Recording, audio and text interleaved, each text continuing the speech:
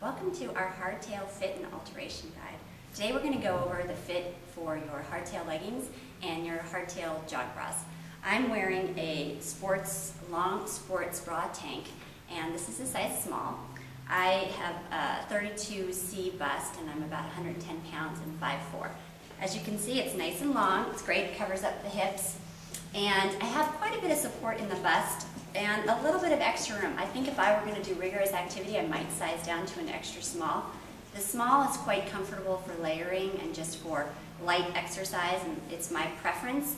It's a little bit easier to get on and off. If you size down to the extra small, it's going to fit more like a true jog bra, and it's going to be a little bit of a wiggle to get on. But you can also see it in the back.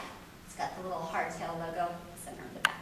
And it's got a great built-in shelf bra that's fitted, but it's not too constricting. Like, I can feel it, but it's not uncomfortable. And I wear these all the time under shirts and sweaters and cardigans, as well as for exercising.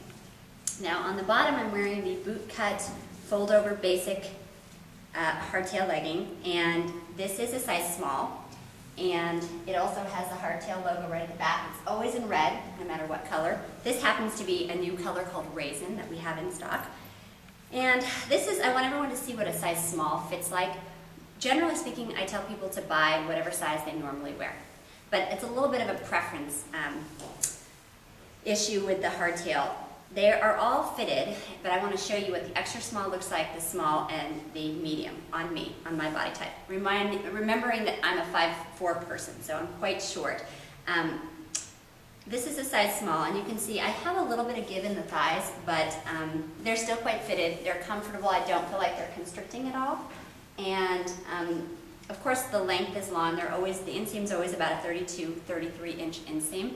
So I'm going to show you next how to alter that. But this is what the size small looks like. And now I'm going to try on the size extra small and show you what that looks like. Okay, this is what the extra small looks like. They're just a little bit more constricting in the thigh and the hips. They're certainly not uncomfortable, and in a lot of respects I kind of like them better because it feels like it sucks me in a little bit more. The length is still the same, about the same on me. They're still long, but they definitely feel a little bit more like a glove. But I think normally I could wear an extra small and not have any problem. Okay, now I'm going to try on the medium and show you what those look like. Okay, this is what the medium looks like. Definitely have a lot more give through the hips and thighs. What I don't like about the medium on me, because I'm only 5'4", is that I get a lot of extra rise room through the groin, so it kind of buckles.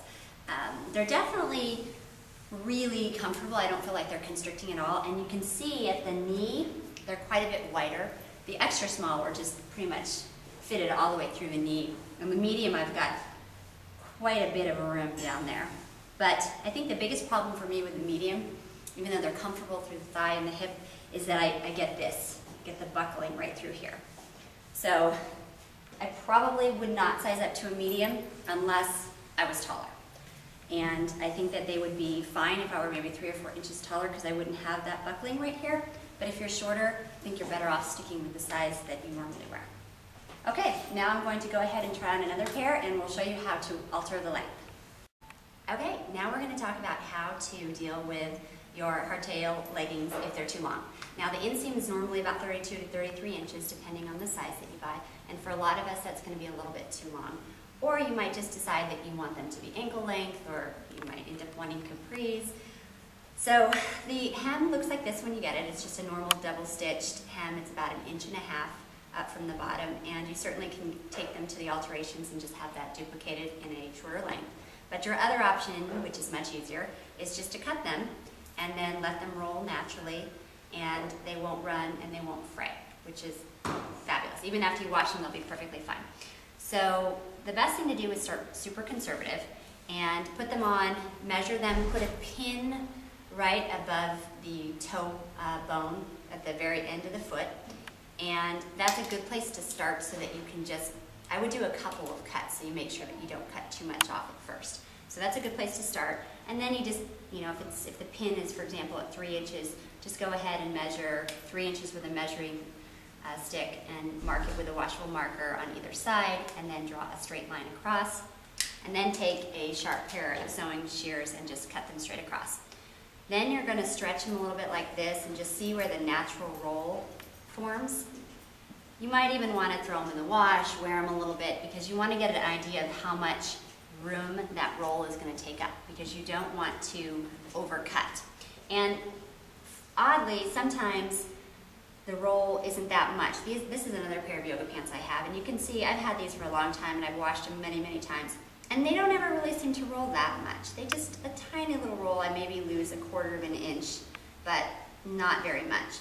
This is another pair of my leggings, and as you can see, there's quite a bit of roll there. So I lost more like an inch, probably an inch on these. So that's why it's best to be conservative, go slow, and just figure out how much that roll is going to take up, and then you will get the perfect length. You just want to make sure that you leave a little extra room, so if you plan on wearing them with your tennis shoes, they aren't too short. The other tip that we want to give you is just about washing. Now, these two pairs I've thrown in the washer and the dryer. They're pre-shrunk, so they're not going to get any smaller, and I've dried them on high and washed them on hot water, and they're still the same. Now with black, if you want them to stay a true dark black, you need to wash them inside out, and then you need to hang dry them. Otherwise, they're going to get a little bit faded, and I don't know if you can tell from the video, but the pair that I have on, I've had for a long time, and I have thrown them in the dryer, and I have not worried about them fading, and they're just a little bit more faded than the true black pair. And as well as this tank, this is something that has not been dried either, and you can see the difference between this and the leggings. It's just a lighter shade of black.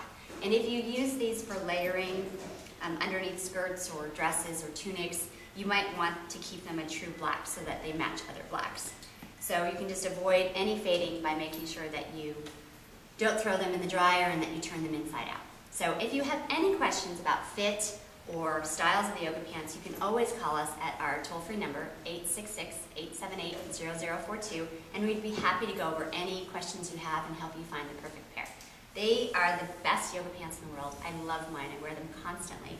Super comfortable, really flattering, and they wash and wear great. So I think you'll really enjoy them, and I hope you are able to find the perfect pair and make them fit perfectly.